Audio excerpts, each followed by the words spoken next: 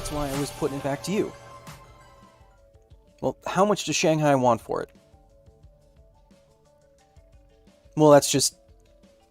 No, I said that part's non-negotiable. If you want your giant spaceship to not have railguns and ports for many starboard and aft fighters, I mean, you're talking to the wrong guy. Yes, I know I'm the only guy to talk to about this thing, but when you have look out the window. Yeah. When you have product like this, it speaks for itself. Look, I could come to your planet right now, and I could absolutely I'll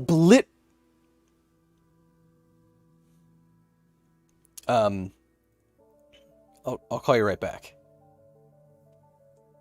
Bye, love you. Oh, hello.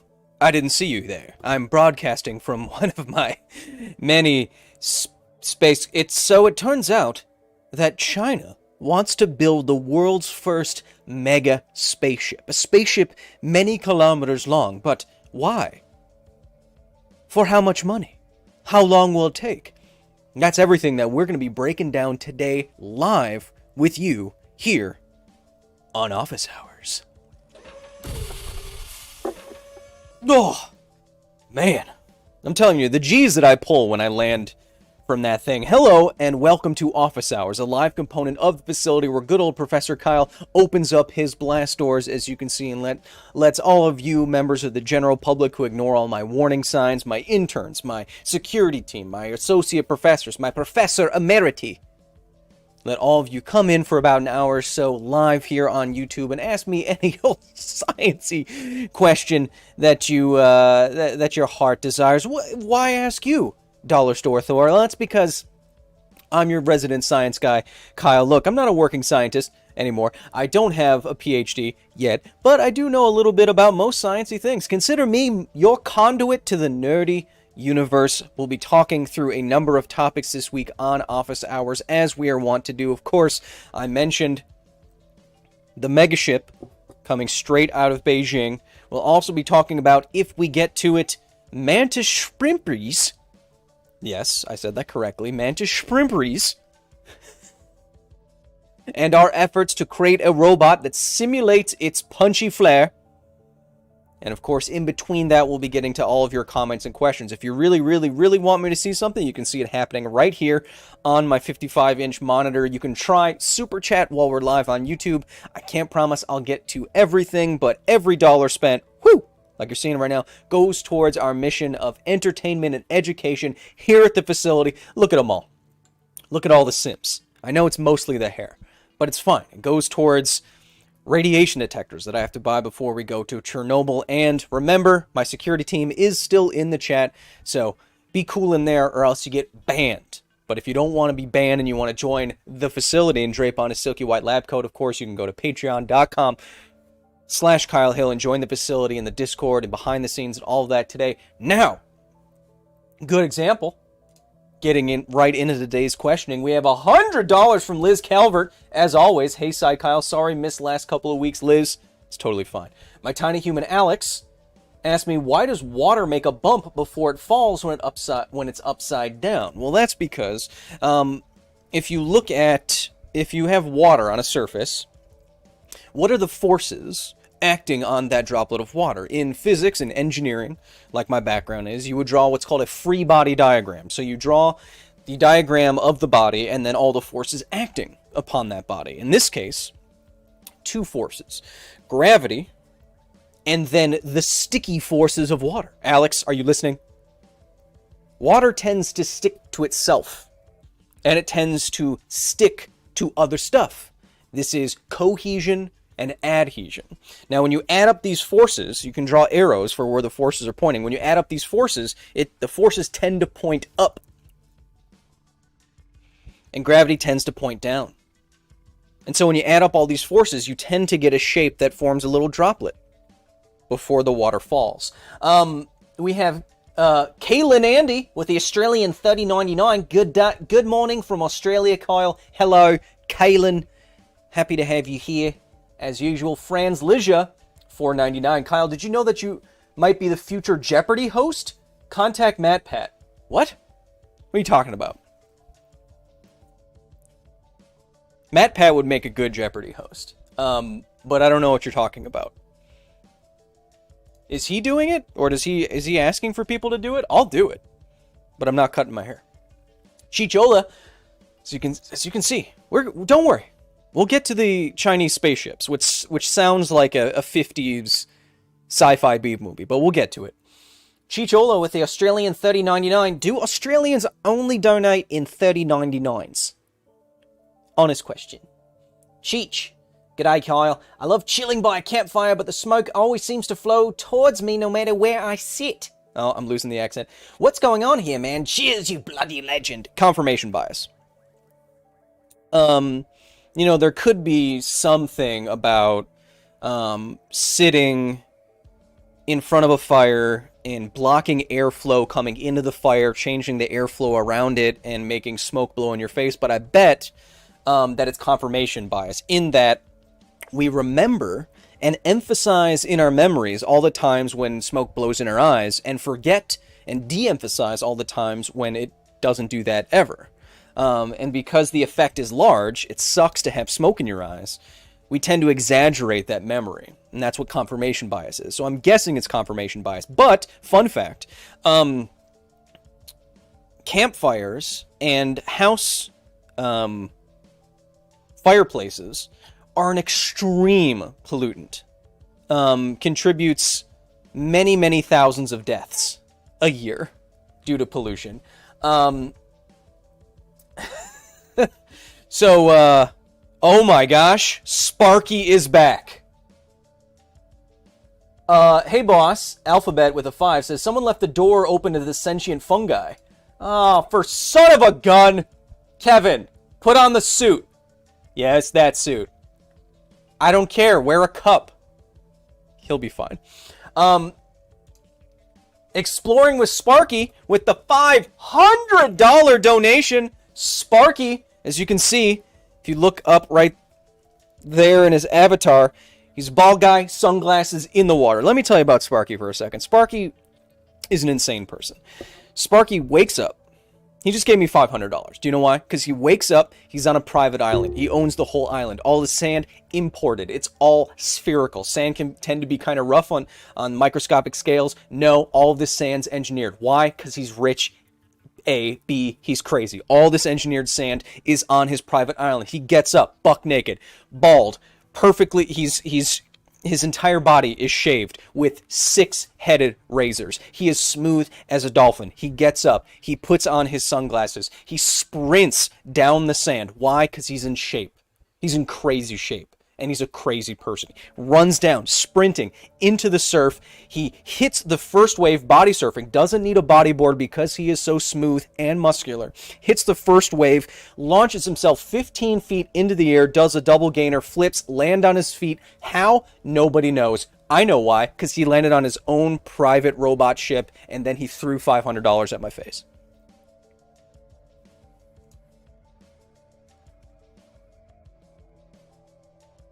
Only thing more impressive would be a many-kilometer-long spaceship developed by China.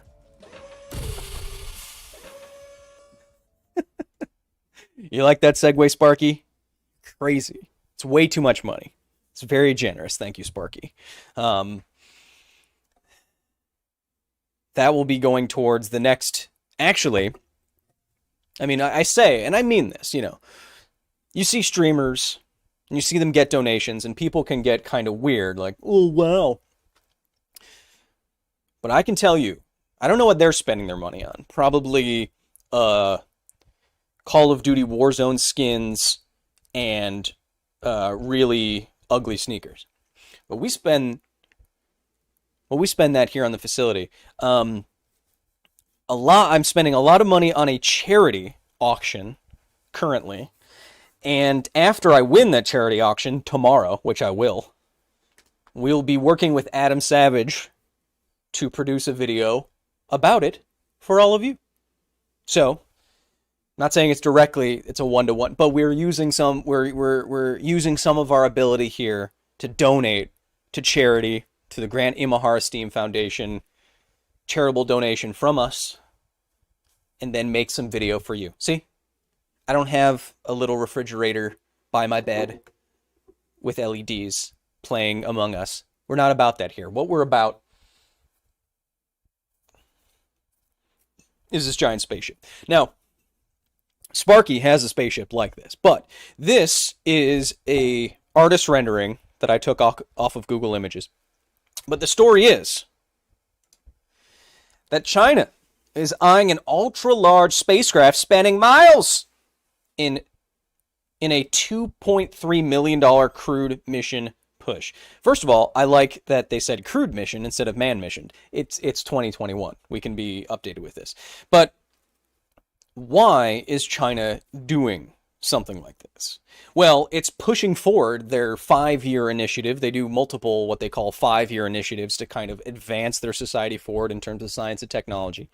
Side note, I used to live in China. I lived in China for a couple of years, and so I've seen firsthand just how industrious China is. They build a lot of stuff, and they build it quickly.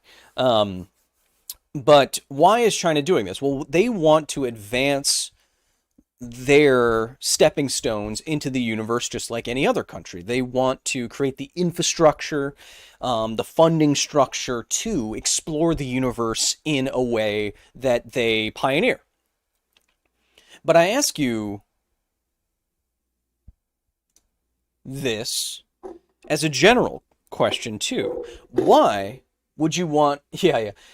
Samira says the mission cost $2.3 million probably. We'll get to that. There's no... Anyway. Let me ask you this question generally. Why would you build a giant spaceship like this instead of just a little spaceship? Think about it. It's a valid question. Why not have a bunch of little TIE fighter kind of spaceships instead of this one Event Horizon big mamma jamma? Well, the answer has to do with, like we were talking, Alex, like we were talking about free body diagrams and the forces on objects. The forces on space objects can be immense, and it determines what you can do and what you can build. Jay Twisted with the 50 says, "Hey Kyle, love the show. I have no power and a random Kevin walking around my neighborhood. Can I catch him and use him as fuel?" Yes, but don't squeeze him too hard, he'll pop. So there's forces on spaceships and on space construction that constrain what you can do. So when you're building a rocket on Earth, in the plans for that rocket, you need to include how to get that rocket off the dang ground. Right now, the biggest rockets you've ever seen, Saturn V rockets, SpaceX rockets with memes, with, hentai memes posted on the side. I shouldn't have said that. Elon's a weird guy. The biggest rockets you've ever seen are mostly fuel. Like 90% or more fuel. And what the payload is and where people are and where the supplies are is like this tiny bit right at the top. It's like the head it's like the pinhead on a pin. It's a very small amount. So down here, most of the rocket has to be fuel, and you have to get everything up off of the ground. And so the size of the spaceship that you can build on the Earth is limited because of how big it needs to be and how much fuel needs to be in it. And to answer the question, why do we want a bigger spaceship in terms of, as opposed to a smaller spaceship, is because a much larger spaceship, maybe many kilometers long, can house more people, house more supplies, possibly have these big spinning areas for spin gravity, have areas where you can grow plants and whatnot. A bigger ship means you can stay in space for longer. Right now, we resupply the Bran Bow says, "I wish Kyle would talk a little faster."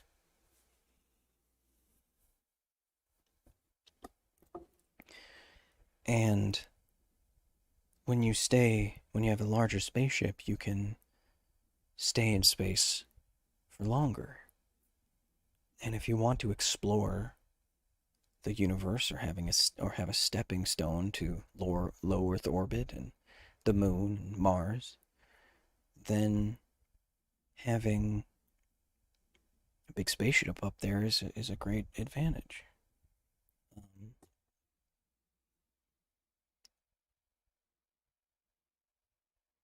So why would China be doing that? Okay. So why would China be doing that? China wants to build a spaceship. You proud of yourself, Bran? I'm going to talk fast and loud right at your face, Bran. You know why? Because I know my stuff. Anyway. Bran, you fool. You should have never become king. Oh, you have a good story. Who cares? You ruined the franchise. You had the most popular TV show on the planet Earth. And because of you, in the chat, you ruined it. Think about that. Could have been a billionaire, but instead you're in my chat being a real cool guy.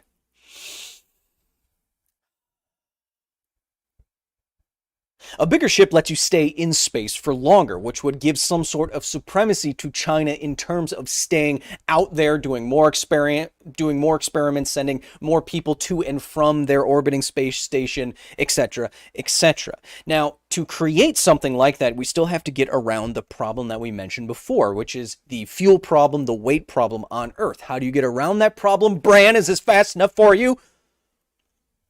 You build it in space.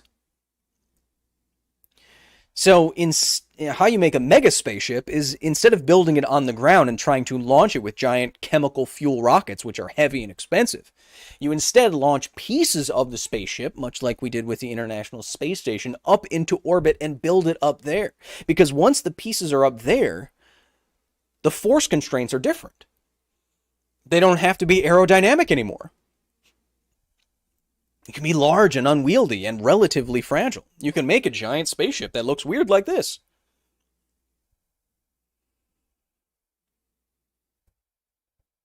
And once you have a giant stepping stone like this, that's a single country's in space, that's a huge advantage for them. Bran.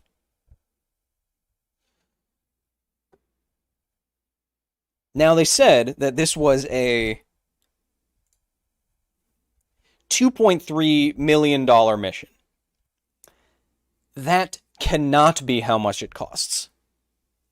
That wouldn't even get a single rocket off of the ground, even with the SpaceX contract. That's nothing. So that $2.3 million is more for, what are they saying? The money will be spent on preliminary work, including an analysis of the mechanics of constructing the craft. More money will be needed to ultimately create and launch the megaship.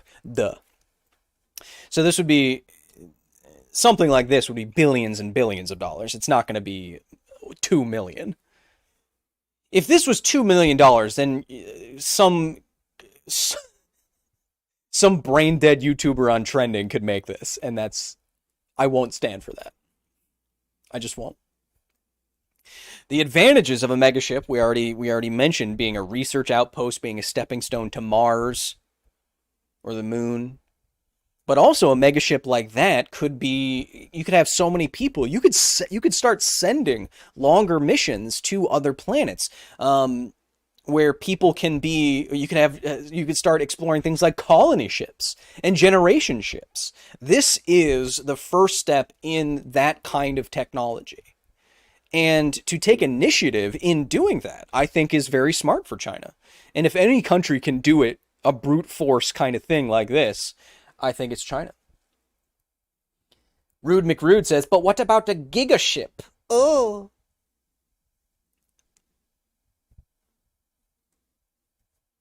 I don't know. Let's see what Bran has to say. Let me drink more of my caffeine juice, Bran.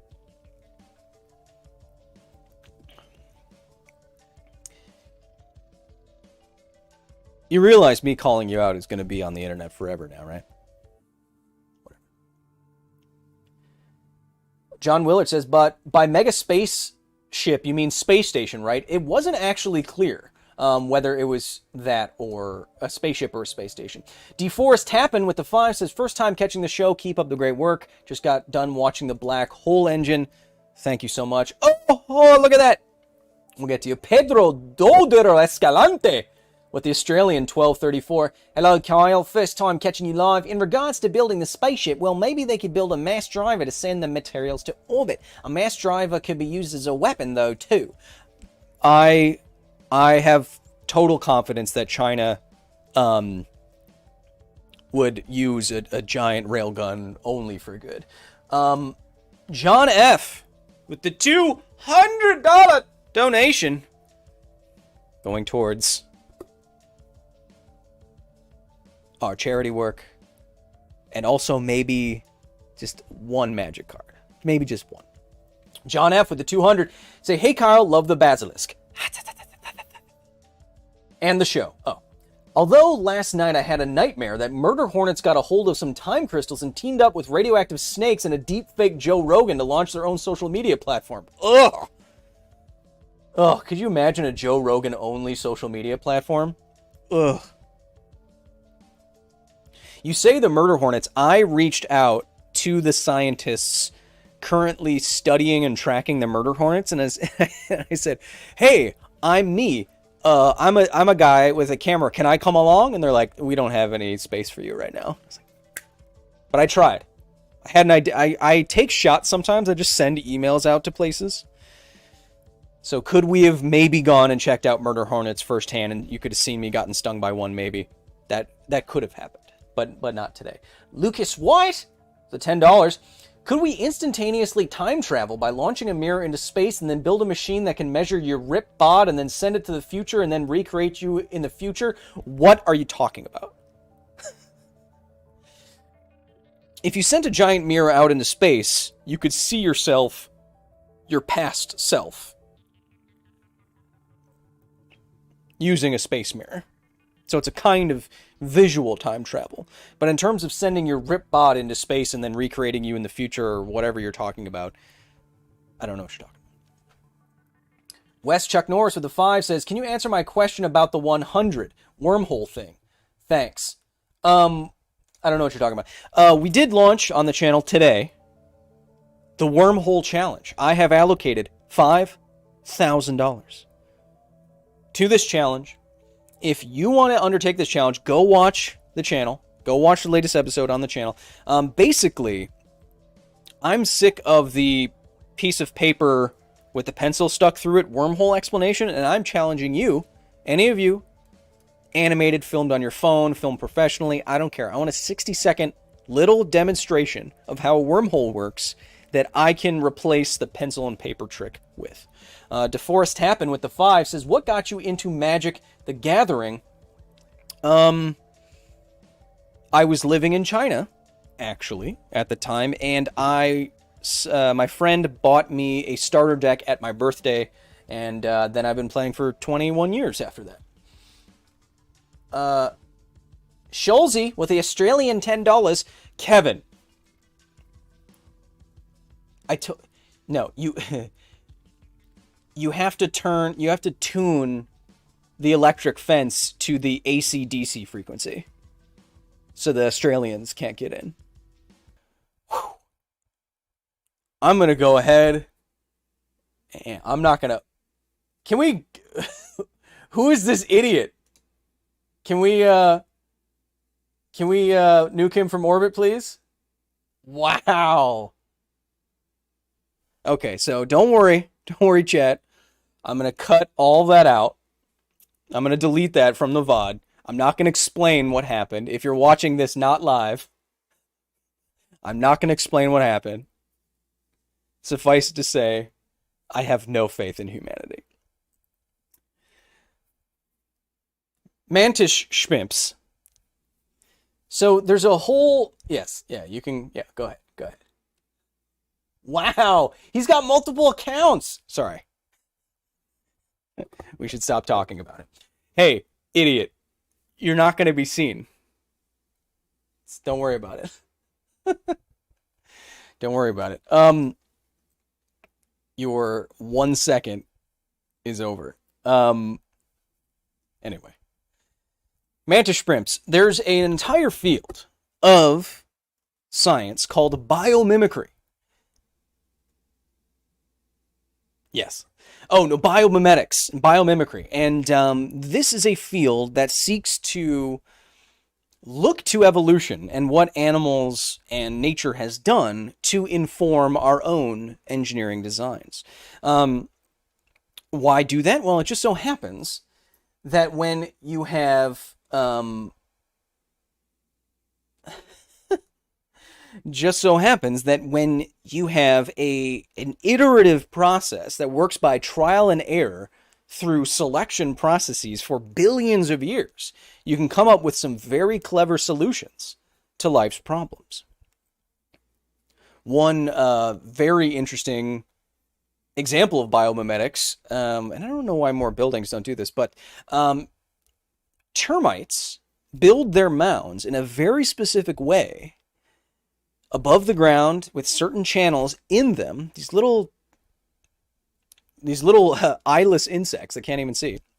These termites build their mounds in such a way that it creates a natural airflow through the termite mound to keep the termite mound cool. It's natural air conditioning, literally. And there is an example. An architect did this. South Africa? No. Africa? Zambia? It's somewhere. But an architect recapitulated some of the natural engineering of termites, and it's a building that, even though it's in Africa, it uses like no electricity for air conditioning. It naturally circulates air because it was mimicking what the termites could do. And I thought that was awesome. There's other cool examples of biomimicry, like I remember that there are surfaces that scientists were working on to prevent barnacle growth on Navy ships, to prevent bacterial growth on medical equipment, by having surfaces that mimicked the denticles of shark skin, these tiny little teeth-like protrusions on shark skin. For whatever reason, these little protrusions, these little denticles, as they're called, because it's like teeth, little teeth on their skin, prevent natural growth of stuff like bacteria. And so that was another cool form of biomimicry.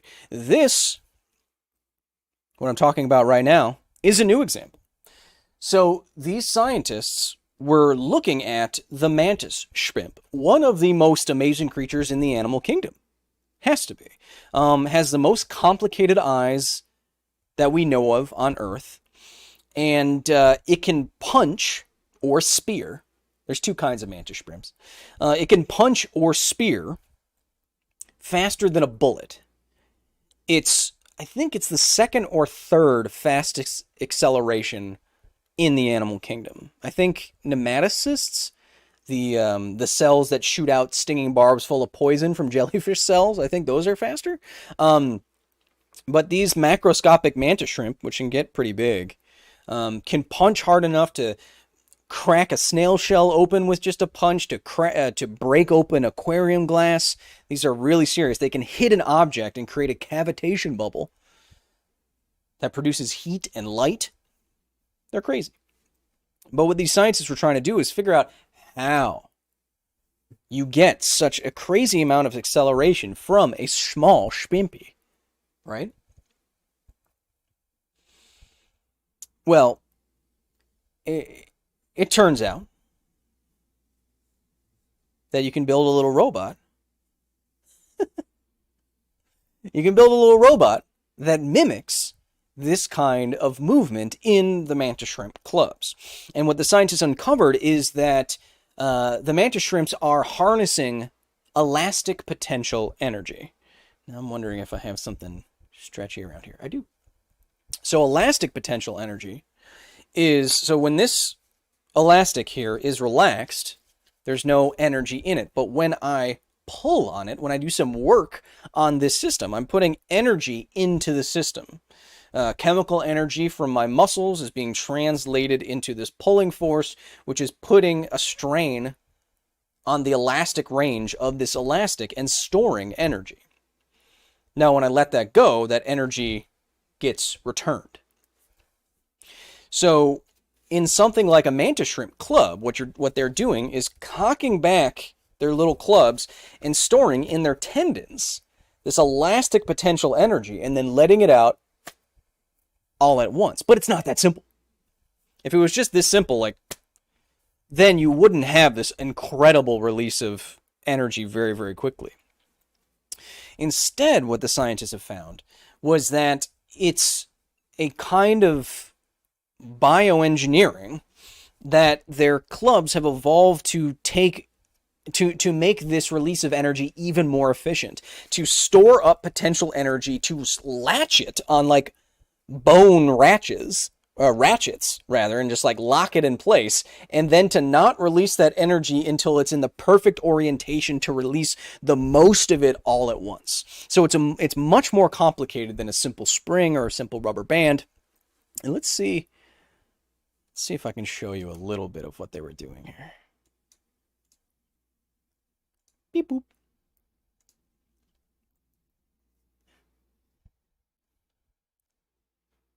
So you can see that. So it's not the exact same thing here. It's not the exact same thing. It's pivoting around this point, and that point is helping store some of that energy. These are actually, these aren't pupils. That's just an optical illusion there that makes it look like pupils. These little shrimp, they can smack stuff. David S.J. says, buy the mods a pizza on me. Will do. So the energy here is so immense that you can see it creates a little cavitation bubble. Boop! Right there. Right there. Heat and light. And they were trying to mimic this motion. This is at 1/10 of a speed. So 58 miles per hour in 4 milliseconds. Mimicking what the mantis shrimp arm was doing. So now, what happens if I click this button? So if you want to do a little bit of math, and I know you do, you nerds, going from 58 miles per hour to in 4 milliseconds will give you an acceleration value. You can do this. It should be the change in velocity, but since it's going from 0 to 58, or 58 to 0, you don't need to include the second term there. So 58 miles per hour in 4 milliseconds. And then to find out the G value of that, how many Gs this little robot was pulling, you divide it by the G value on Earth, which is 9.8 meters per second squared, and you get 661 Gs. So by looking to the mantis shrimp, the scientists were able to make a tiny robot, not that much bigger than a penny, and a penny is worthless. Tiny robot that could swing its little arm at 660 G. That's a lot. If anything, I bring this up because it shows that we have a lot to learn from nature if we know where to look. Geez, that's a lot of G, people say. I want to see what you have to say.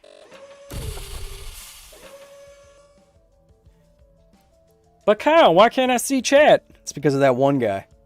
That's why. James Boot Marshall with the 5. There's a big monitor up. It's projected. It's a holographic projection. You can't see it. It's right there. Trust me. James Boot Marshall with the 5 says, first time watching live from the UK. Love the content. Have you read the 3 Body Problem trilogy by Cixin Liu? It's actually the 3 Body Problem. I have not read it, but it is right down here in one of my storage compartments on this spaceship. I will be reading it, or I'll be going through a couple of books on my Chernobyl trip. So that's one of the ones that I want to start reading. 6K Wacky says, I don't get how that little robot configuration generated so high an acceleration. Well, again, it's about the orientation. Even if you're using... so it wasn't just building up energy and then releasing it. It was around a pivot point that made it even the end of the little thwacky robot move even faster tangentially. The whole study's up on that page if you want to look at it. Gerald K with the 10 says, just got into the facility through an open door and I was wondering why you had a giant murder hornet room. I'm trying to weaponize them, if you must know. Philip Werlau with a 5 says, any thoughts on the Kugelblitz engine using lasers to create a small artificial black hole and utilizing the Hawking radiation for propulsion? Black hole engines is something that's on my list. A different kind of black hole engine than we made an episode about a couple weeks ago. But yes, that is actually on my list. Polygamine with the 100 somethings for science love from India. Thank you so much for being here. Sethi Garcia, simping for science. If we... Marinuli says, if we colonize other planets with Earth's gravity, become OG. Yes. We will call it that. Yes. We can confirm that we will be for sure calling it that. Here on Mars, it's nothing like OG. Original gravity. That's brilliant. I think that's brilliant. Let's see if we can make our way back to the facility without anything happening here. Thomas Hadrick, I know I missed you before, but here you are with the 10. I tried to imitate a mantis shrimp and fractured my elbow. I'm going to my ortho tomorrow. Can I get some F's for my poor shattered elbow? Science is my passion. You're fine. Trust me. Jordy Humphrey says, could you build a battle bot with mantis shrimp punching power? I think the what I worry about with battle bots, I'm gathering my thoughts. Even if something look at all those F's. Even if something sounds really powerful, the more complicated battle bots tend to fail.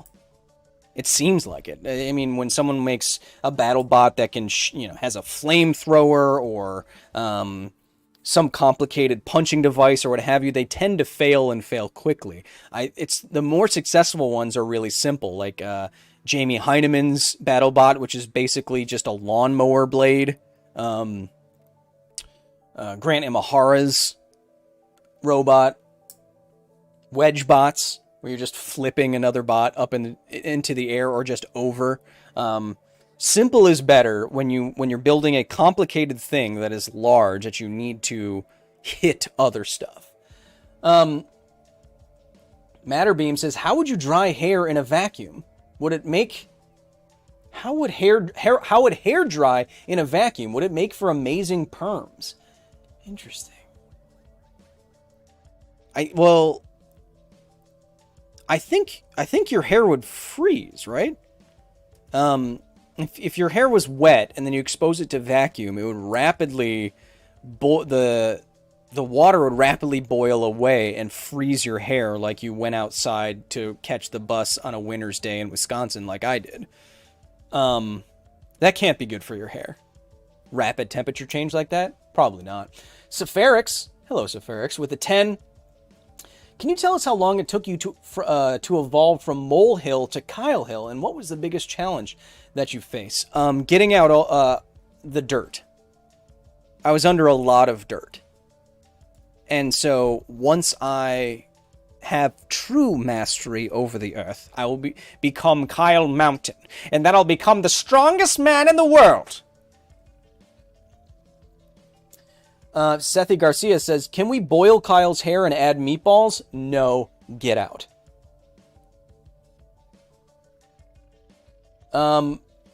Marie says, it's like freeze drying.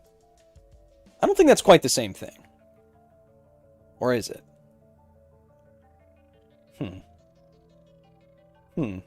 I know Bear Grylls sometimes when he got wet in the wilderness and there was a lot of snow around, he would dab himself with snow to absorb some of the moisture, but I think that was more because of the absorption than dry freeze. I'm way off track now. That one dummy in the chat, way off track now. Polly, with another 100, says, can you rent your facility for total not evil intention? Yeah, you can rent one of the wings. It looks like an old Chuck E. Cheese.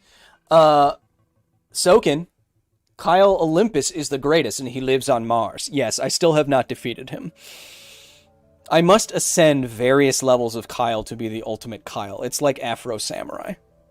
Or, yeah, it's like Afro Samurai.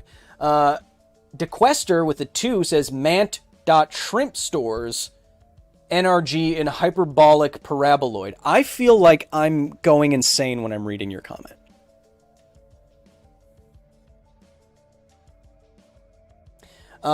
Fun fact. To rent the Batcave, it's only $500 an hour. The new Batcave. If you know where it is, which I do. It's about $500 an hour. Luke Williams says, is there some Kyle Hill lore that I've been missing out on? No, I mean, it's been established for millennia that to become the ultimate Kyle, I must ascend various elevations and defeat new Kyles until I reach the highest peak in the solar system, which is Olympus Mons, which is where Kyle Mons sits. And he looks awesome, and his hair's in low gravity, so it looks great. And I have to defeat him in hand-to-hand combat, which is cooler in reduced gravity. You feel much cooler doing it that way. People are saying it's like Highlander. No, it's nothing like that. If anything, Highlander is stealing my idea. This is my idea. Okay. Lantern50 says, what's your opinion on Kurzgesagt? Well, one of the writers for Kurzgesagt is currently in the chat. Ooh, mysterious. Kurzgesagt, if that's how you say it correctly. No one does science animation better. Great narration, fun topics, giant channel, good merch, huge reach, beautiful animation, better than anyone else on YouTube is doing. Yeah, they're one of the big ones. They're one of the institutions of science communication. There's not really anything bad you can say about them. And trust me, I'm thinking about something bad to say right now, but I can't think of anything. I tried.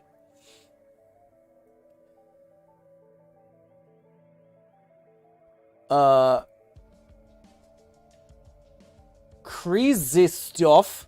Sorry, I can't say your name. So Kyle is an alien confirmed. No, I'm immortal. It's different.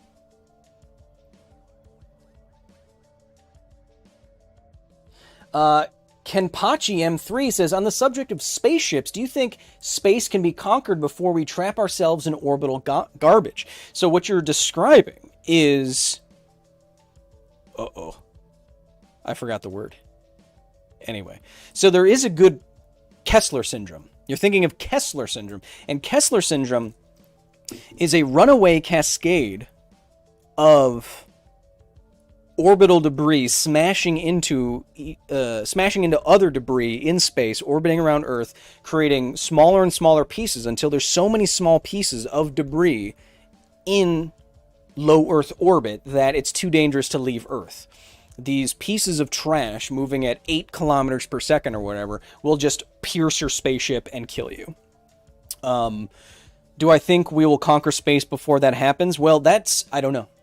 But that's one of the things that actually that China story was talking about, was that orbital space debris will have to be a major concern, especially when you're building something or you want to build something in space over a number of years. Bran, who wanted me to slow down, right there. Bran, who wanted me to slow down, with a Canadian 50, says, love the show. Don't judge me too harshly. I watch all my videos on faster speed, and I think my brain works a little bit differently. Oh, so you literally wanted me to speak faster. You weren't being ironic. You weren't being sarcastic about how rapidly I talk. You actually wanted me to talk faster. Anyways, here's a humble 50 for your charity. Sim for Science, RIP, Grant Imahara. Absolutely. I didn't... Okay, I'm sorry, Brent. I completely misinterpreted what you wanted me to do. And because of that, I'm going to take 1 minute of silent reflection and think about what I did. I'll be right back.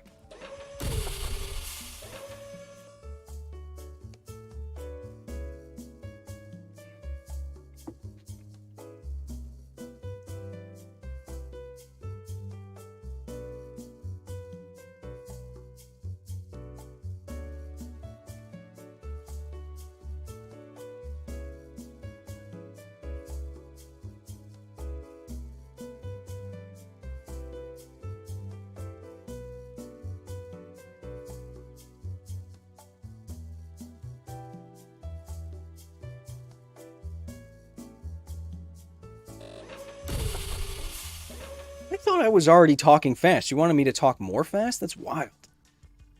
That's wild. Naren Vast here with the 5 says, speaking of Kessler syndrome, if we had enough trash like that, do you think we would end up with a ring of debris or a shell? I think Kessler syndrome is the catastrophe in which there's so much debris in so many different orbits that it's not a ring. It's not something... Kessler syndrome is the disaster such that there's no area that you can escape. You're locked in to your planet. It's not like there's a ring that you can just plan to avoid.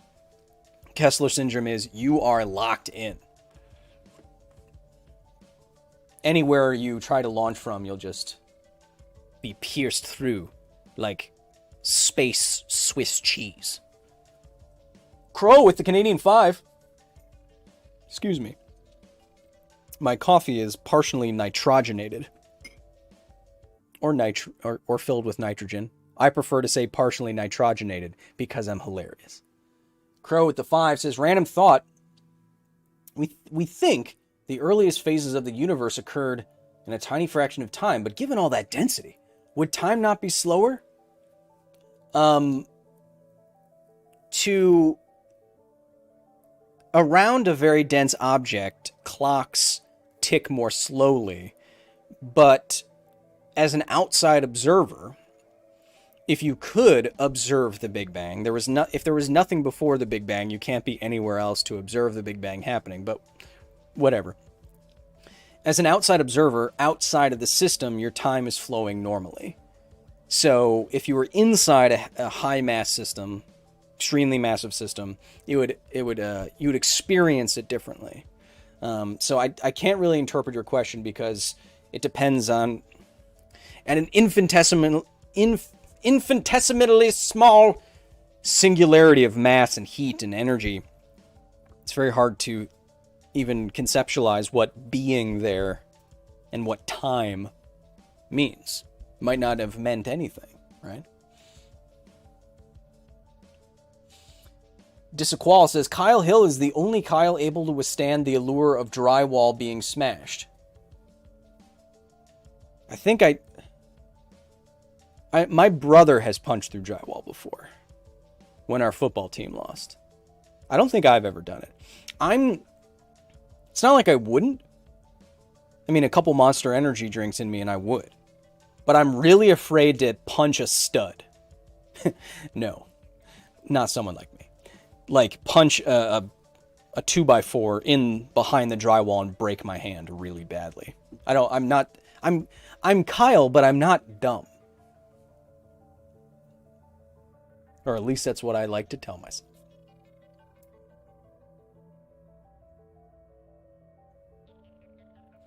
A loser says, smashing drywall stream when? Never. If there's a Kyle video game, says Hawes, I would want it to be like Pikmin, except with Kyle instead of Olimar and Kevin instead of Pikmin. Me too. John Henkel says, will you be Kyle Mountain or Kyle Planet when you complete the journey to the form of Ultimate Kyle? No, if I beat Kyle Mons, I will sit atop his Martian throne, and I will wait for the next Kyle to fight all the way up. And I will know that he has completed his journey and is worthy of facing me when he comes and presents the ponytails of the other Kyles. And I'll be like, okay, there's however many there is. You can now fight me. It's like an infinity gauntlet of ponytails. Quantum physics question, says LBOE. Is there such thing as short end of a stick? What?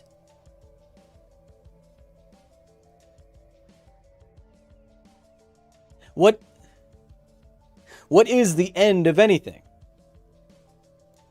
I would classify the end of anything as any distance from the midpoint in either direction. So if this is the pencil, this is one end of the pencil, this is another end of the pencil. So where does the end begin? I'd say with two ends, then the midpoint cannot be an end. So that would have to be the exact middle. And then any distance from the midpoint in either direction is part of one of the ends. Yeah. You didn't think I'd give a perfectly reasonable and rational explanation for the end of a stick, did you?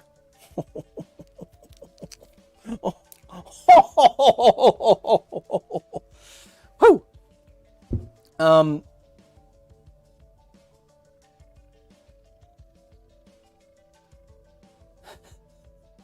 Lantern Fire O says, what are some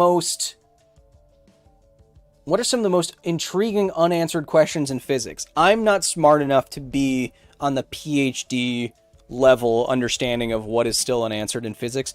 But I know you can put that literal sentence into Wikipedia, and there is a list of unanswered physics questions, and that will answer your question. And it's fun to poke around Wikipedia like that. There's in that vein, there's a number like unanswered questions in astronomy and biology and physics, and you can check out. I've gotten some good episodes actually out of looking at some of those problems and paradoxes and whatnot. Panic Flank with the Australian $7.99. Sorry, that was bad. Is Kyle Mons really the final Kyle to fight in the Kyle saga? There's got to be a bigger and better Kyle out there to fight, right? Well, in terms of elevation. So, I'm Kyle Hill, which means I'm higher up on the Kyle continuum than a Kyle mound and a Kyle berm and a flat Kyle. So I'm up here. So it's all in terms of geologic elevation. And in this solar system, as far as we know, that's Olympus Mons. And atop Olympus Mons sits Kyle Mons. And he's waiting for me to bring him those ponytails so that I may ascend. It will be done. Eventually. I feel like I've kind of lost my mind during this stream. There's only 5. We're only going to do another 5 minutes or so that's okay. Just got to remember to go back and make some tweaks. Chiron Chandler with the 2 says, keyhole shy wet love. Keep at it. Did you just anagram, hey Kyle, love the show? Keyhole shy wet love? Ooh. That's code for love the show. You frickin' weirdo. Kin, the 50 Korean dollars, I think. When does a stick become a log and vice versa?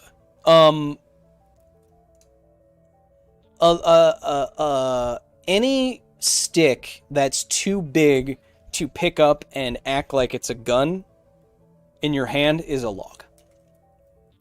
Now, that's not a rigid technical definition. That's just a, hey, remember when you were a little kid walking around in the woods and you acted like sticks were guns? Definition. Starscapes. Ooh, with a 10. Ooh. What are your thoughts on direct energy conversions such as alpha and beta voltaic cells? I've always wondered why we haven't developed similar technology for X-ray and gamma radiation.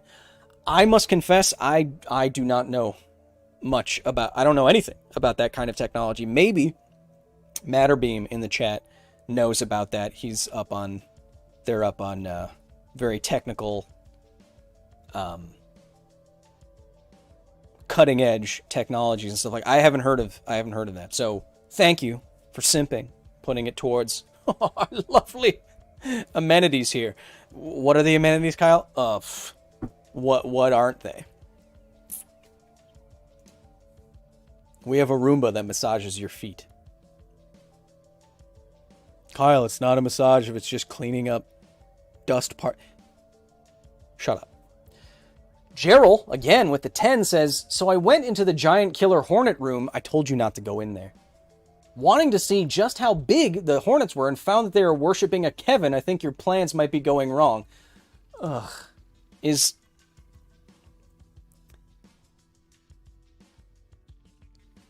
You give one of your Kevins 6 legs, and suddenly all the hornets in the area are worshiping him as a giant god.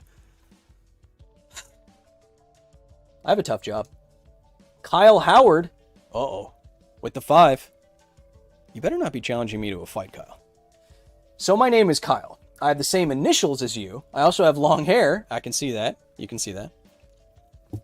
And I'm the opposite of you in that I know nothing of science. Am I your nemesis? Depends on how... depends on your elevation. Any Kyle higher than me in elevation, I must battle. Which is weird. What a weird bit of canon that we've established today. That doesn't make any sense. Well, it kind of does, because my name is like also a proper noun. And I mean, a noun. It's been a long time since English class. But Kyle, you're not my enemy depending on your elevation. If you ever have the high ground, you underestimate my power. And I will fight you.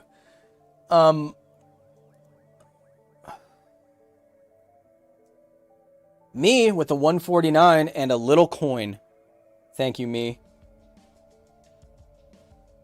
Whoo! Bones with the 50. Simpy. Oh, where are all these coming from? Bones with the 50 says, in before the Kyle Multiverse King of the Hill challenge is all just to get the highest high 5. The highest of 5s. But if you're all in a multiverse, how could you really say that one of you is higher than the other? Everywhere is up and down. I'm not saying there's a multiverse of Kyles. I'm saying there's a bunch of Kyles in this solar system at different geological elevations, and we have to kill each other. It's the law! Brian Murray, question from the Vodlands. As always, Brian. How would a Master Sword energy blast work? Don't know.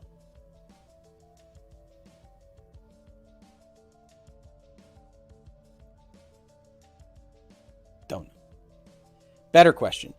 How would a Master Sword in Breath of the Wild check to see whether or not you're worthy? I propose having the Master Sword, much like Excalibur, stuck in some sort of whatever it is in the Korok Forest, and then wiring it up to an electrical current, and seeing if your muscles and your resolve is strong enough to be electrocuted and still have your normal muscle functionality such that you can pull the Master Sword out of the Korok Forest. Because, as you know, you're a body electric. Your muscles, your brain uses electric potentials to do stuff, to contract and to think. And so when you see someone grab, unfortunately, like a source of electricity and they get stuck there, it's because the electricity is short-circuiting their muscle contractions and causing them to contract, and so they can't let go. And so I would do something similar with the Master Sword. I have to call Alan Pan. It's an idea that could probably get someone pretty hurt. So it's perfect for his channel. We have VCDRNY says, a Kyle River will defeat everyone over time. Yes, but none... Do you really want to live forever? No. Jay Twisted again. Sorry, the Kevin popped as I was trying to get some oil from him. Is there a cleanup crew I can call? Yes, the Hornets will eventually clean it up, but it takes a long time because they only have little proboscis. We're at the end of the stream here. I know this has kind of been all over the place and we didn't get to many topics. I hope we've been educational and entertaining for at least a little bit. First it was Bran, and then it was that other guy. I'm trying. Matterbeam says, well, what if you're pulling out the Master Sword using thick insulating gloves? No cheating, Link. You gotta go through the Korok Forest thing just like everybody else. I want to thank everyone for being here. I want to thank the many, many of you, as you can see. Now let me check behind that monitor. Many, many of you who have simped for science today. Like I said, it's generally going towards everything that we do here in terms of science and education here at the facility. But soon, I will be using it for both charity and making a video with Adam Savage. I hope to bring that to you within the next couple of months. Fingers crossed. Because it's not a done deal yet, but we'll see. This week at the facility, hopefully, I know we're late because we published a video this week instead of last week, but this week at the facility, the next Half-Life Histories, my mini documentary series about nuclear disasters. Another one of those. I think it's going to be like another 20-plus minute one. I hope you enjoy it as much as you can. I know they're all kind of somber, but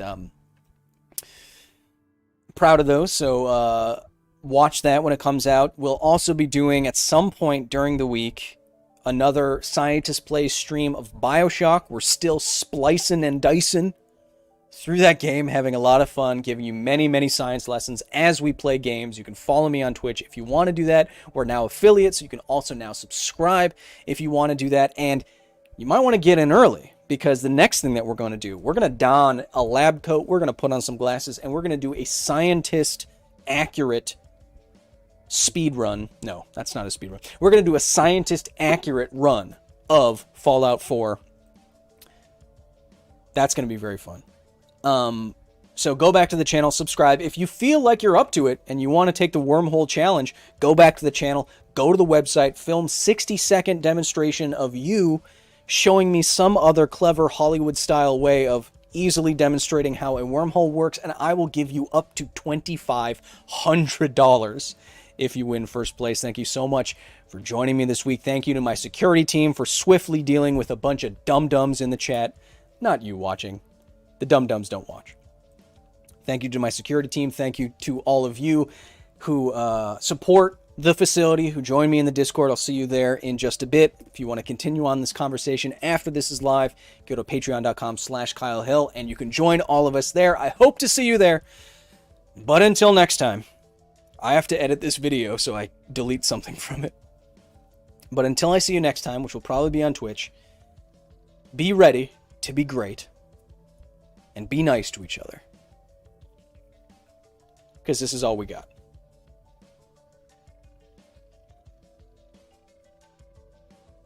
What? What do you mean?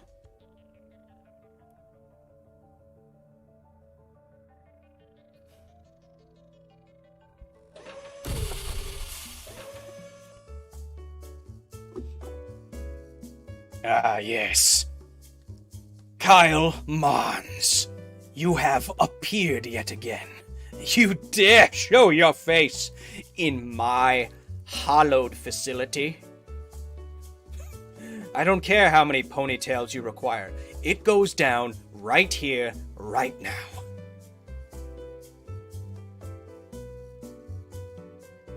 Oh. Well, no, I didn't pay the entry fee, but... What do you mean I have to call my mom for a permission slip just to go to Mars? That's bullshit.